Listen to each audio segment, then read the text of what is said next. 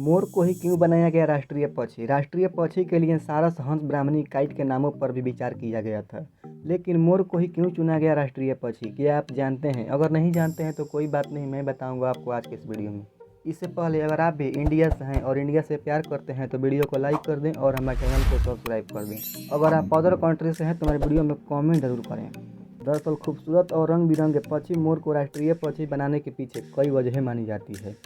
1960 में national bird selection के लिए तमिलनाडु राज्य के अधगमंडलम में एक मीटिंग हुई थी। मीटिंग की गाइडलाइन के अनुसार देश के हर हिस्से में पाए जाने वाले पक्षी को नेशनल बर्ड चुना जाना था और वह भारतीय संस्कृति का हिस्सा हो। इन सभी बातों पर ध्यान में रखते हुए मोर को चुना गया।